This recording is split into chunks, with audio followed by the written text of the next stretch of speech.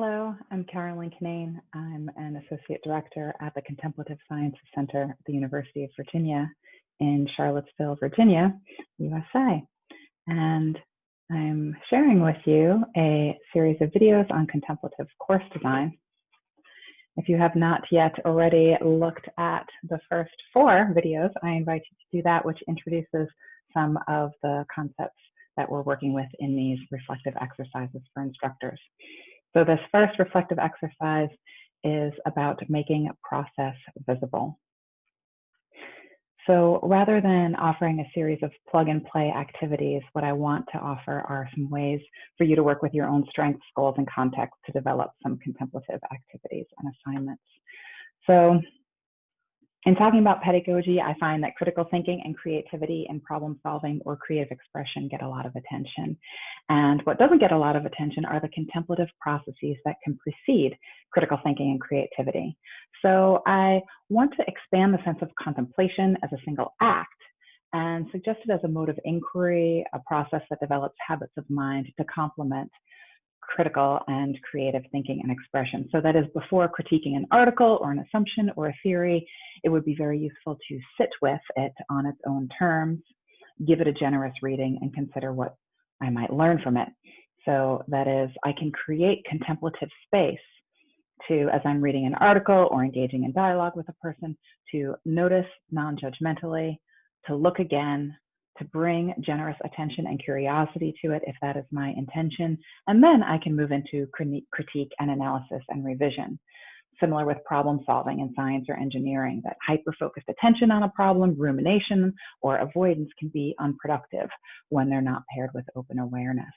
So what does this look like as you are developing assignments and activities? So this means, one thing it can mean is reorienting classes, assignments, and activities so that students give contemplative attention, time and space, to a thing or a person or an idea, that they practice awareness and inquiry and presence. So what this could mean is that perhaps students do a deep and close reading of a text, which precedes analysis and critique, deep and close listening to a person or a piece of music that precedes discussion and debate, perhaps a deep and close observation of a natural or social phenomenon that precedes interpretation and analysis. And you might be thinking, I already do this. I tell students all of the time to do this. Allow me to suggest that I might tell students to do these things and I may expect them to do it, but if I don't explicitly give students time and space to do it, and if I don't authentically value it using my existing mode of currency, which is a grade, I found students are more likely to skip this contemplative process and leap to the product, to producing the critical or creative product.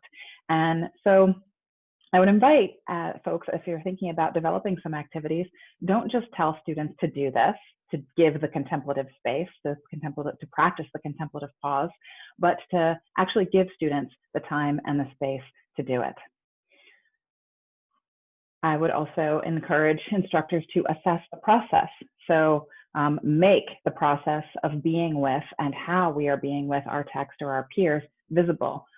If you use a grading system, make it visible through a grading system or some other way. Explicitly link this process to the goals and objectives of the course so that the value that you find in this attention to process is also communicated to students.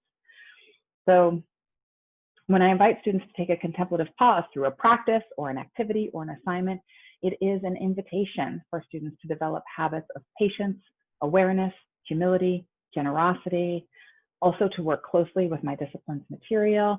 And we don't create new habits just by thinking or talking about them. We have to do them. So if we craft assignments and activities that make visible this contemplative process, we can balance students' attention to what they will argue, create, or demonstrate with their existing environments, their scholarly, creative, and natural and social environments.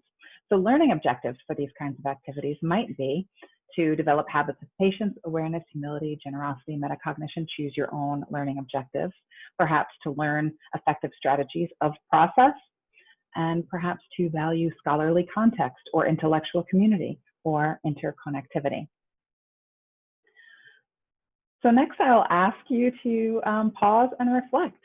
So the invitation here is to consider an assignment that you have been offering students for some time, and consider an assignment that could benefit from an element of process focus, where you want to extend that contemplative pause so that students don't get the assignment, the stimulus, and then react, produce the content, but instead take that time to bring some awareness, inquiry, presence, discernment, right, to their action.